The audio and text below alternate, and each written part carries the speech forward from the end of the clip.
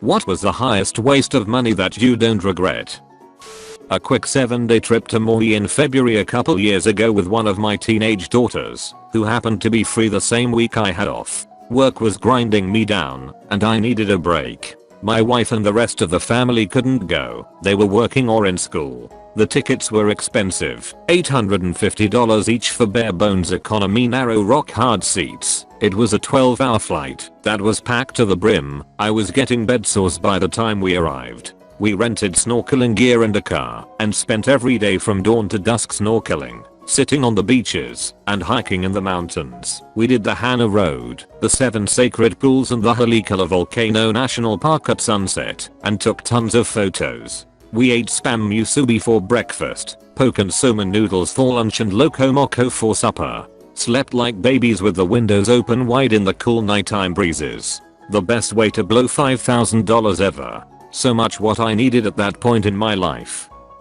This is going to get buried, but paying the adoption fee for the oldest/longest resident cat at shelters, cat rescues. I think I'm up to about $8,000 in adoption fees. For a bit of background, my job allows me to travel an insane amount, usually about 200 days a year, and one of my hobbies is going to cat cafes. I've been to 56 around the world. Because I was making stupid amounts of money, on top of getting a per diem, access to catering 3 times a day, and living very frugally, I had a lot of extra cash. So I would visit cat cafes, which are usually partnered by rescue groups, or go to local shelters. I would spend time with the cats and anonymously pay for the adoption fee of the cat who was the oldest, or been there the longest. A few times I paid for transportation arrangement for cats from high-kill shelters as well. Also, sometimes when we would stay in hotels of tiny little towns that were clearly low income, I would leave $100 at whatever small restaurant I ate at.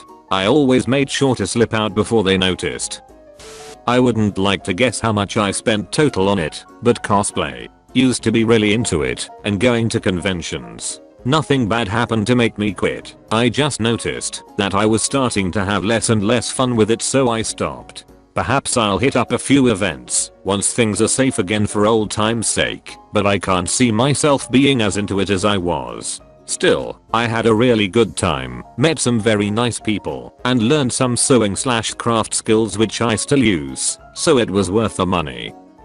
I was engaged to my high school sweetheart when I was in the military. She had about $5,000 in credit card debt that had been hanging over her, so I took care of it for her during my first tour in Iraq. I had no bills of obligations. Why not? Well, I spent another $4,000 or $5,000 coming home on leave mid-tour and furnished our apartment before going back down range. When my deployment tour ended, I came home and had to find out from my sister that some other dudes were seeing my fiancé and one had been living in the apartment with her the better part of 6 months. When she found out I was back, she ghosted me, changed locks, etc. Her mother apologized to me in the neighborhood grocery store. I regretted it for a long time, mostly being angry, but I don't regret it anymore. It was a far less painful lesson than the ones I've seen men in their 40s come to terms with. At least I got my medicine in my 20s.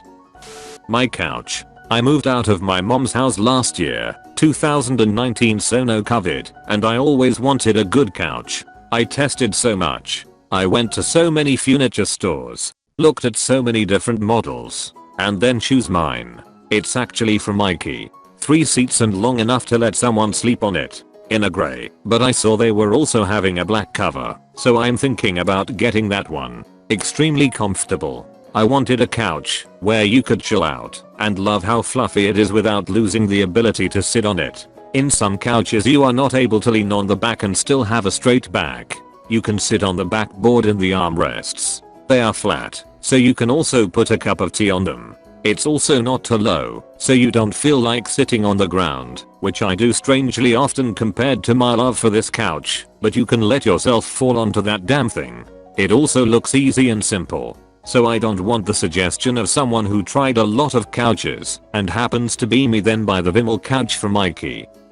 I went to a Renaissance fair with my husband and some friends. It was his first time, and he's a pretty introverted person, so while he has fun watching everyone else dress up and act all goofy and old to me, he doesn't really participate. When we went to buy our first beer, the wench tried to sell him on one of those big mugs that looks like it's carved out of wood, but it's just plastic. It cost $100. Yes, you get free refills, but we were not planning on drinking $100 worth of beer that day. I could tell by the look on his face that he wanted it. He looked like a little kid at Disney World. Without thinking, I whipped out my credit card and dropped $100 on a crappy plastic mug.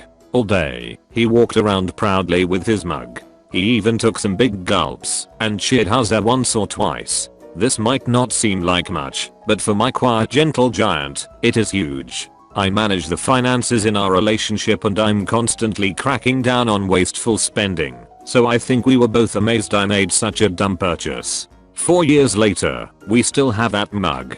He gets a big grin every time he sees it and teases me about my irresponsible impulse. And every time I see it, I just think about how much I love that big galoot. I've been a fat guy all my life. Like, really fat.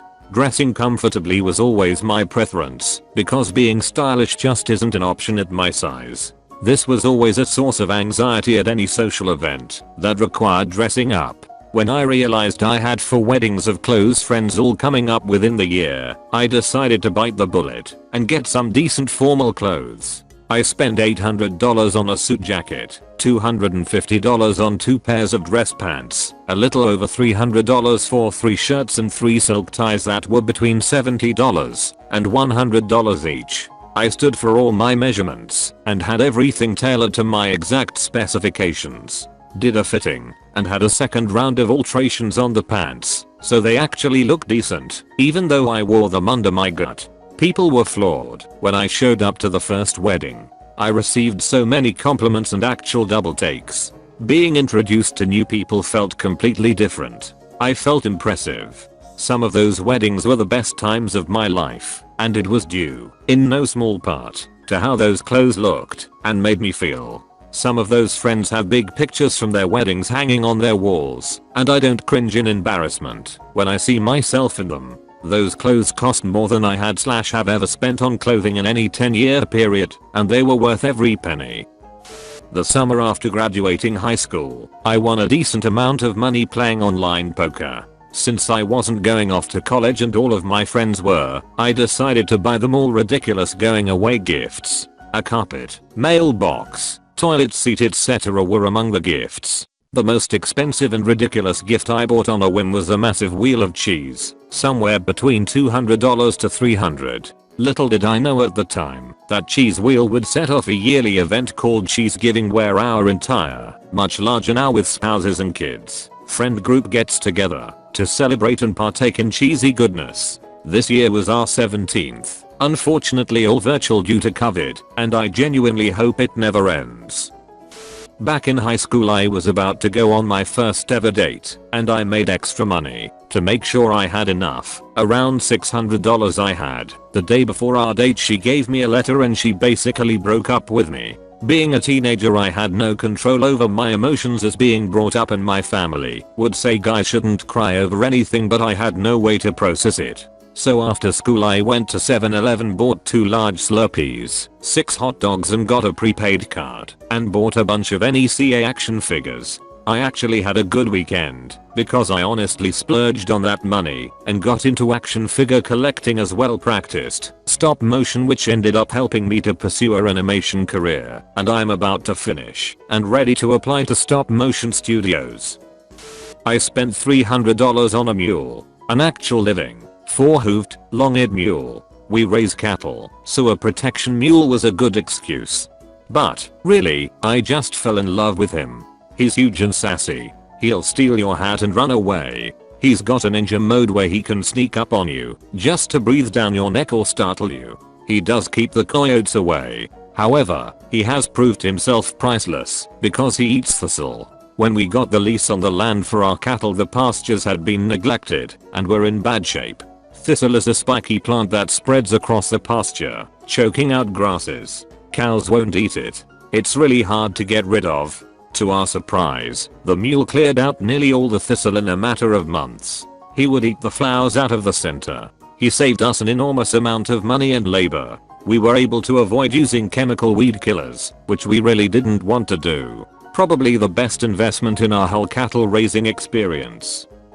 This may not seem like a lot of money to some, but I weighted 287 pounds. I lost 100 pounds and my reward was a 300 pair of fry boots. I had been drooling over them for years and finally scrimped and saved to buy them. I told my husband it was my food money. Lol. It was actually my cigarette money. I had quit smoking a year before that, but still faithfully put away 7 a day. I figured that I could always find cigarette money when I smoked, so I will keep finding it to save. I bought a Nintendo Wii that way too. I have never regretted using those boots. I love them. Let me add a note, I had help losing the weight. I had lap band surgery, which in of itself is another struggle. The weight came off pretty fast and now it's a bit of a struggle to keep it off. My greatest fear is gaining it back. I have a couple of sisters that had gastric bypass and gained their weight back, so that terrifies me. I'm still about a size 14, which to me is healthy.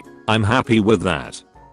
Back in 2017 my family went on a road trip to Minnesota to visit my nana shortly before she passed. During our stay, me and my little sister went to the Mall of America and bought whatever the freak we wanted.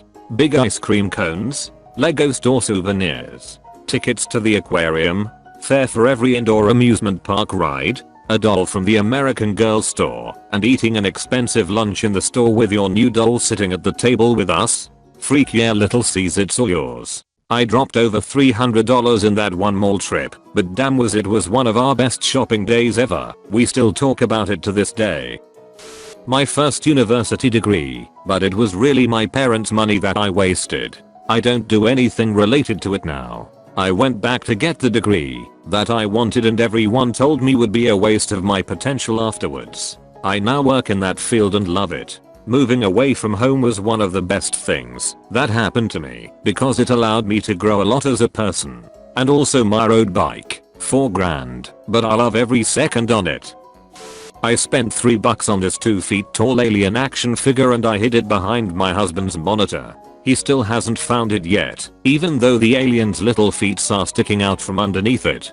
His favorite movie is Aliens. My MIL was with me when I bought it, and she asks weekly if he's found it yet. Best $3 I ever spent. Other than that, I don't waste money other than door dashing food every now and then. I grew up dirt poor, so I save every penny I can.